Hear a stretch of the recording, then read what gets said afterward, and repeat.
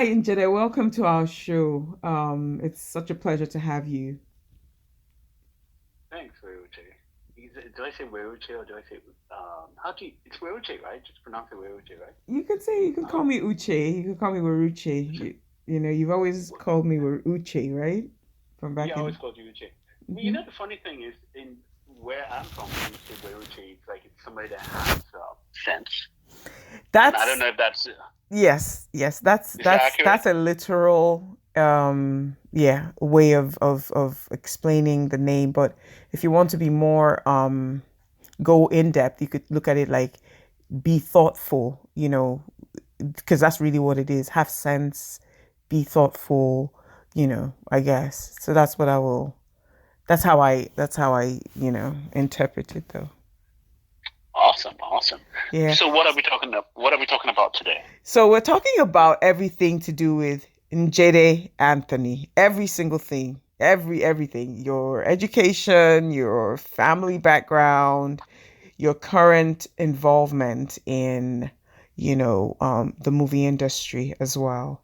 And so I'm gonna start off by asking, um, tell me this. I'm gonna make it a little intricate by saying, tell me the effect your mom had on you as a dad of three kids. I'm gonna like just let you freestyle it from there. Oh boy, the effect my mom had on me with three kids. As a dad of Um, three kids. Mm.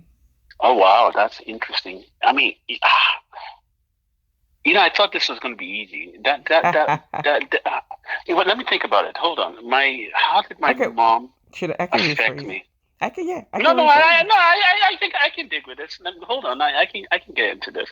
It's like my mom was a very kind woman, very, she was very, how would I put it? There are certain parts of her that I've learned. She's very, I want to say she gives the wrong impression. So Hmm. she's one of those kind of people that you kind of think like, you can take advantage of this person and boom, it. She shocks But you. Hmm. not with her kids. She was very direct. So with me, in terms of me and my kids and what I got from my mom, Hmm. I learned that I learned the patience, and I also learned the idea that you it's almost like it's a learning process. Like my mom was very open to learning from anyone. She was ready Hmm. to learn from anyone. And I find myself, I get corrected by my 7 year old has been correcting me since she was two. And, so I'm kind of open to that kind of thing. So I kind of got that Hmm. from my mom Hmm. and a lot of other things, a lot of Hmm. other Hmm. things. Hmm. I mean, Baba, that's it. Is this just going to be a one-sided thing? Can I ask you the same Yeah, yeah, question? yeah. What We're having a what if conversation. Yeah, what definitely. influence did your mom have on you with your kid? With my kids, okay, that's straight up. I'll just tell you, her influence, like, my experience with her probably made me more strict with my kids, should I say. And so that's kind of what I absorbed from her growing up was the more like militant type approach, which, I guess is typical, in our community as Africans. That's kind of, what we're known for. We instill discipline type thing. That would be the influence she had. And I kind of found myself doing the same thing with my kids where, I would, I had my expectations. Obviously, as parents, we should have our expectations, but I would enforce it, in a certain kind of way. But that was early on in their, when they were much younger. And then, and over time, obviously kids just start to present as who they are. Their individual characters start to play out. And I found myself backing away as a way not to influence or sort of, how do I say, change who they were morphing, into, if that makes any sense. And so, yeah. Listen, but Mm-hmm. just piggybacking. Mm-hmm. Oops, sorry. Okay, piggybacking on what you just said right now. Let's go a little bit because like there's this thing with I'm supposed to be especially interviewing with you, by the with way. huh what? I'm What you say? supposed to be interviewing you, but it's okay. No. I mean, we're growing. You know, it's you get information from the get information from me the more we talk in a discussion. But Mm-hmm. let me go. Going back to what you said though, which was very Mm-hmm. interesting though. Mm-hmm. Like Nigerian parents, which is the background that we both come from. Mm-hmm. It is just a general rule. You have to be a doctor. You have to be this. You have to be that. You have there's no room. You're not supposed to be second best. Why is that person second best Mm-hmm. when you can be the first? Which is Correct. it's a background that, and to be honest, I love it in my perspective because it's like it prepares you to realize that there's no. It's like I keep telling my kids, it's just there is nobody in this planet Mm-hmm. that is better than you. Of And at the course. same time, there's nobody in this planet that you're better than. Now, but the Correct. thing is, so you're already on that. You just define yourself. You do not underestimate yourself. You do not bring yourself lower down. Indeed. Now, there's that militant thing that they give to us. Mm-hmm. I think it helps a lot with our background. It puts us in that position where we can stand with the best of the best and realize like they're Indeed. not better than Indeed. us. Indeed. Indeed. It's a catch 22. I mean, in some regard, you could look at it like, I mean, some people could complain about it being extreme, but yeah, just like you said, it served its purpose. It made us. I think also to add to that is the environment we grew up in. I mean, I really believe the fact that we were predominantly.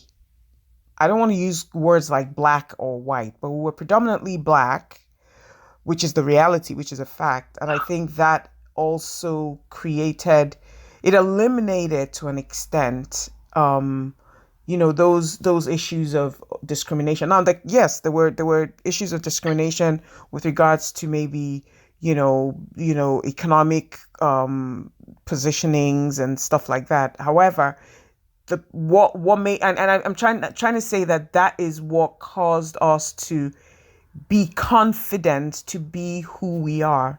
We didn't grow up thinking that any one person was better than us, or that we didn't have that, because one, everybody looked the same pretty much, and two, our parents, like we said, were not, drove us to be the best that we could be. Our dads, especially, with you guys as men, it was the expectation that you would go for gold, right? With girls, yes, our dads were just the same. They wanted us to go for anything we wanted, and I think that, yeah. So that's a positive too, you know. But you see that thing you said, which is, I mean, it's like I did travel to Nigeria some time back, and Mm-hmm. so it was very. I kind of like the idea of looking and seeing this ocean of blackness all around me. Yeah, of Sometimes, course. but you see, the thing though is, like in the States, the beauty of it is that it's multicultural, different races, Mm-hmm. different religions, and everything. But the truth about it is, as much as Nigeria is just, I mean, probably it is the largest population of blacks in the world, but as much Mm-hmm. as we have that in Nigeria, the problem is I still see the devils in both places are still the same. Now, it's just Mm-hmm. not just based on the complexion of the skin, because what happens is, now, yes, complexion of the skin makes it easier to basically be prejudicial based on what you see, Mm-hmm. which ironically is something which is weird. It's something new, but I'm going back to in Nigeria. It's now replaced. It ends up being replaced by tribalism. It ends up replaced by Correct. religion. Because It just the devil morphs into a different form in Correct, different because places. that's the nature of man. Regardless, the man will always, in any concentration or community or whatever it is, man will always try to dominate in some way, and then find some reason to either tear the other person. It's who we are. It's what we do as man, as humans. And so yes, it's expected that we will have that form of, if it's not tribalism, it's again the economic hierarchy, who's richer and who's poorer. So it will show up in some way or another.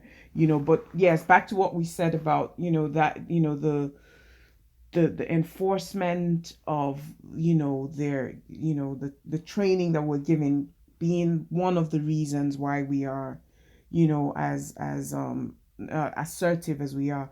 Yes, I agree with you 100%. That we are assertive based on that. There are many reasons we can present, but yeah, I that's a mean, good you one. see, but a lot of times though, the assertiveness turns into, not a lot. I mean, it's almost like power. It's almost like there's a certain level of humility that a lot of people don't really. I mean, some people do have it. Some people Now, when just, we're I don't talking know. about Africans or Nigerians I or. think I'm not. It's not just. I'm thinking worldwide though, because I was just thinking about the assertiveness, and Mhm. it's just. I will give you an instance, right? So we were shooting a movie on Mhm. set, and a certain individual suddenly had a lot of power. Okay. I mean, it's because we're doing independent movies, and we so essentially because it's independent, what happens is everyone wears multiple hats. Correct. So a certain individual, basically because the person was with us in the beginning, in one of our first hires, we gave the person a level of power, and it was very interesting seeing the person take over that power and just basically become one of the, I don't know, I don't want to say cruel, but it was just like it's so weird to see how it changes. Mhm. And and that's one thing I don't know. For me, from my own end, I love that humility. I Of love the course. idea of my humility, and and I don't see it a lot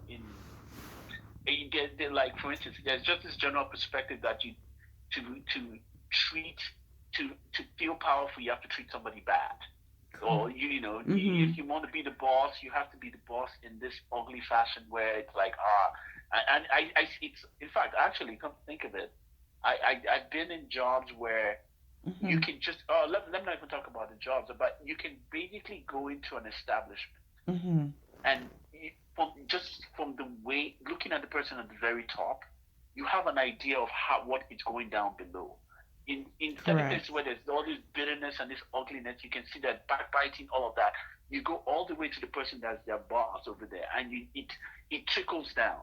But if Mhm. you have a boss that is just like such a healthy environment, Mhm.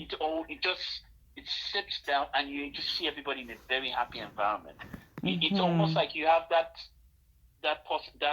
how do I put it? You have that ability to give somebody this. You have this ability to get somebody to work for you, Okay. bringing out the best that they can bring because they want to do it for you, instead of the other way of getting them to work for you because they don't want to get fired or they don't Mhm. want to.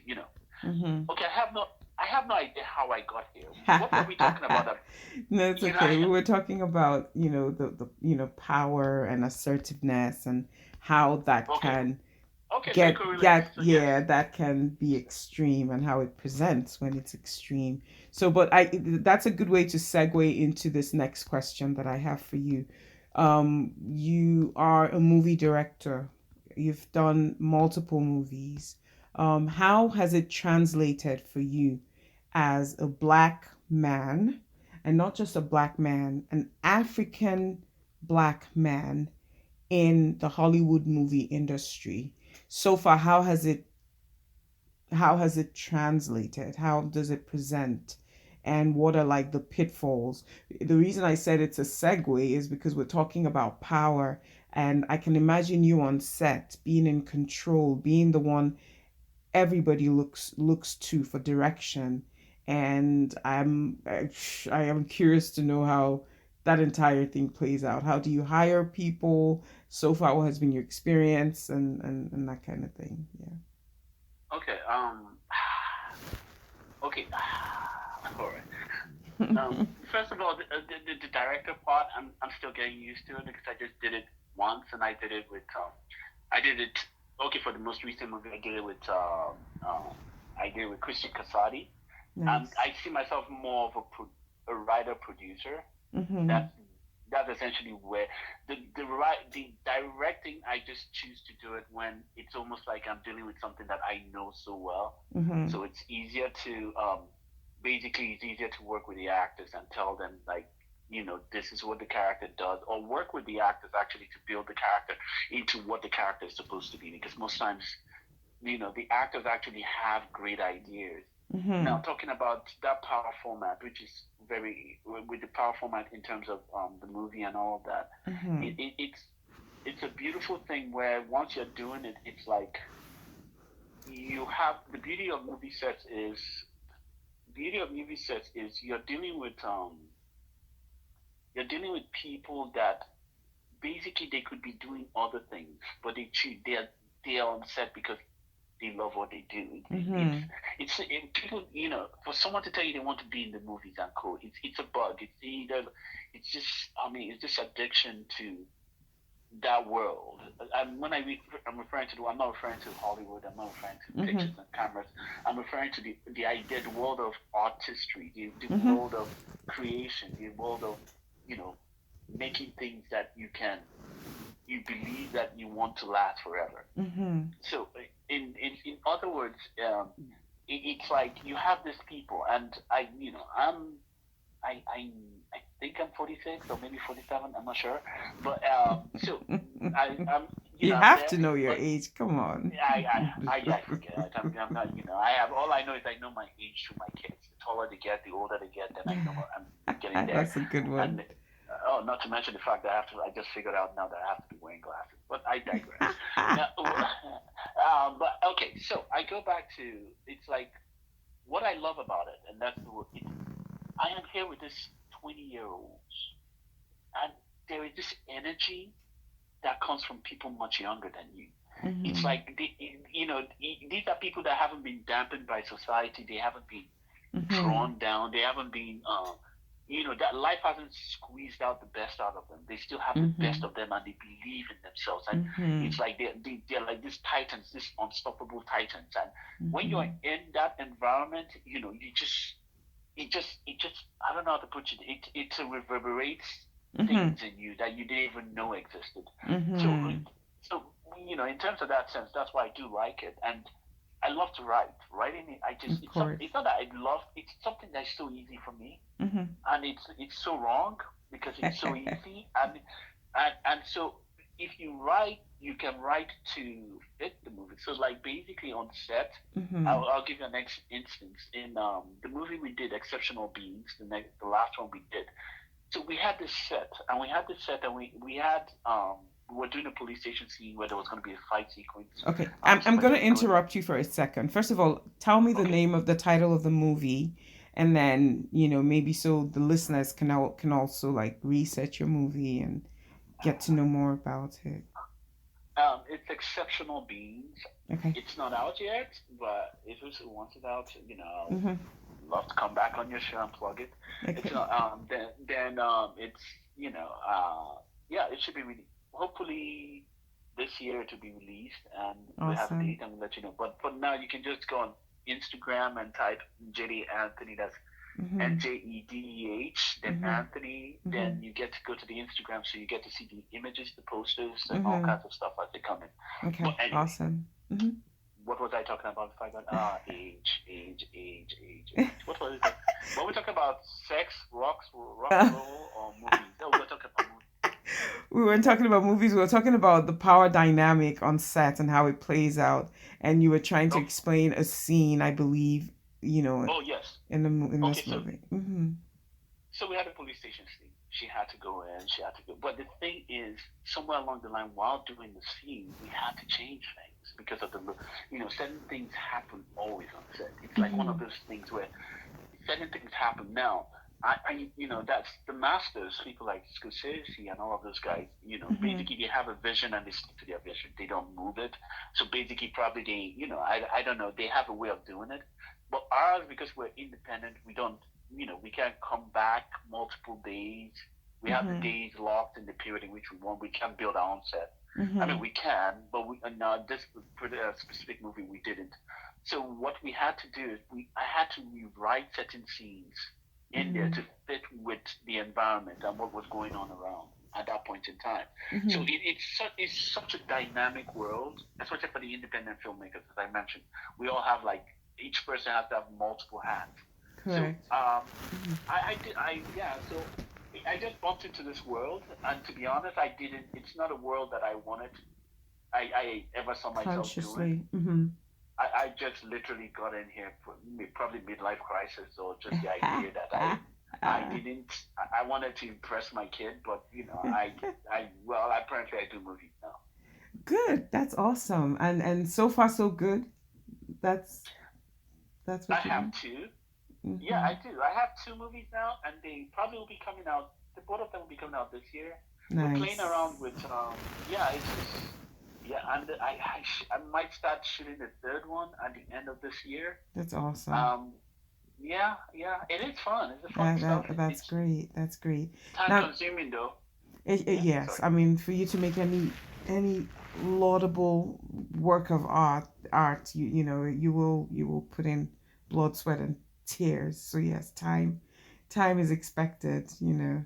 But then Literally. but time passes when you're having fun. I call it having fun because even for me, even just writing poem, for God's sakes, like it's like, oh God, it's like, and every time I pick up, apart from the very dark ones, obviously, Yeah. some of the better ones that I could see the sunshine while I was writing, as opposed to, yeah.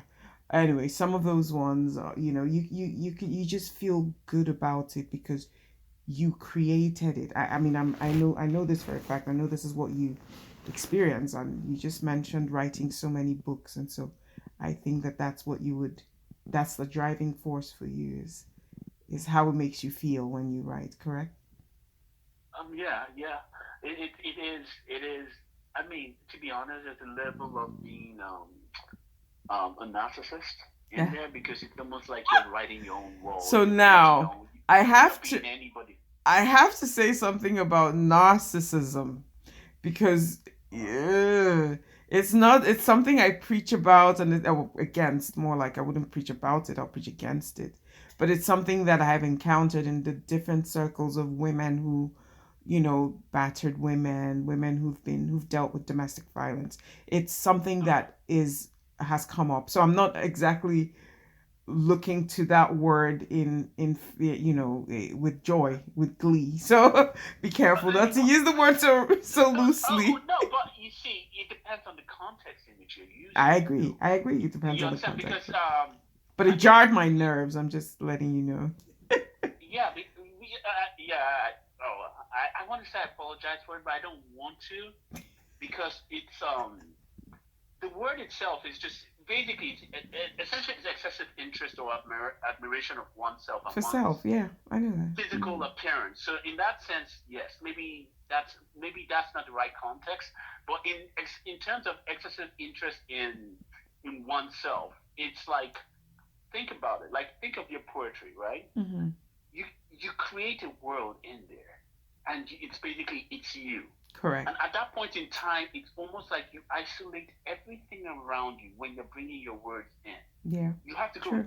deep down, and at that point in time, only your words matter Mm-hmm. when you're carving it in there. And the And it problem makes now, the sense. I narcissist, mean, it totally made sense. It's just that in recent times, much different setting from this one, um, I have had to work with people who bring the word up in a manner relating to, that doesn't edify, that doesn't edify them in any way, shape, or form.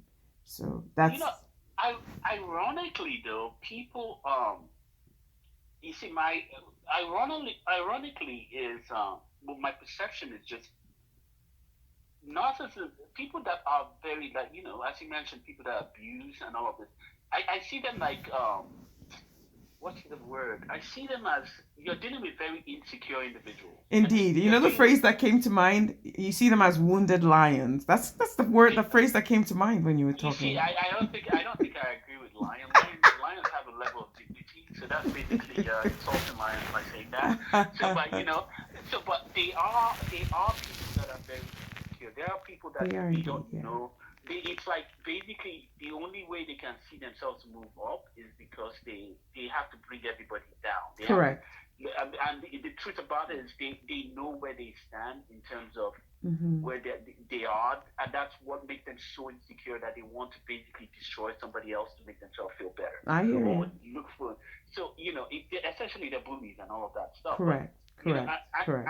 I'm again, I'm not playing devil's advocate for the narcissist, but at the same time, though, with Mm-hmm. narcissism, it's just you believe you're so you have an exaggerated belief in yourself, Correct. or you And you're understand. So so that engulfed in that world that you sort of shove it down everybody else's throat that shove it down. Yeah, exactly. And it's weirdly, I think it's like, unless you, I mean, it's weirdly though, I think you're actually, they are very secure with themselves. Now, as very I said, insecure or very secure. secure. I don't think they're insecure because Hmm. it's like, they I have thought like you said they were exaggerate. insecure. Okay, I got you wrong. I got it No, no, wrong. I said, no, no, I did mention insecure for the abusers. The Be- narcissists. I see. The, no, the not. You see, this is the thing. From what we are trying to differentiate between your concept of who you refer to as narcissists, Mm-hmm. and I think you mentioned abusers and all of that, and I'm just trying to say I don't see them that way. I see abusers as just very insecure people. And again, I'm not speaking for narcissism, Mm-hmm. but at the same time, narcissism is almost like they believe so much in themselves. That's They possible. literally believe they're better than everybody else. They Correct. literally believe.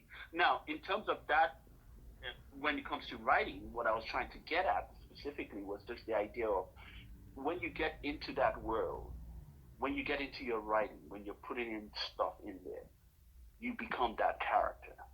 Indeed. And when you become that character, it's almost like at that point in time you become. It's like, how do I put it?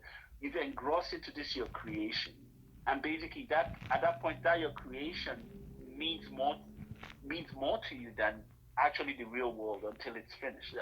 Well, I'm speaking Mm-hmm. for myself. So Mm-hmm. Of course. that's the terms in which I was trying to. That's the parallel in which I was trying to get this conversation to. Yeah, that's good. That's good. Makes sense. It makes sense. And so now, Does it if we really make sense, or you're just saying no, that? it does make sense. I Okay. don't have an opposition. I mean, it's how you view it, and it's right. It can't be wrong, really. If we Why look at can't it, it be wrong though? I mean, because it's there's no right or wrong in that instance. If it's how you view it, then that's So, how you view it. I don't have to. I could agree with it oh, or is not, it? but it doesn't even matter in the Oh, conversation that. because it's how you But why view does it. it? Why shouldn't it matter though? Why shouldn't it be two of us?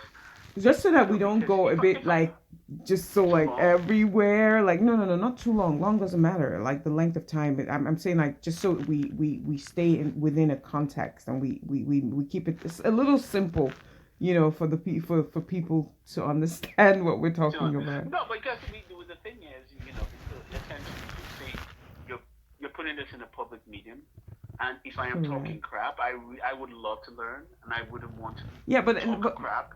and So if I'm and talking so crap, I I think would. my explanation is that you can't talk crap if it's what you took us like 1 minute or 2 minutes to explain something in depth, and then you don't agree with it, or you don't think that I Oh no, I do. I agree do with agree it. with it.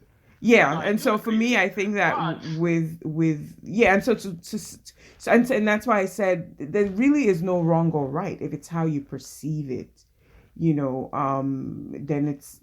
then that's just how you perceive it. There's no that's right or wrong, really.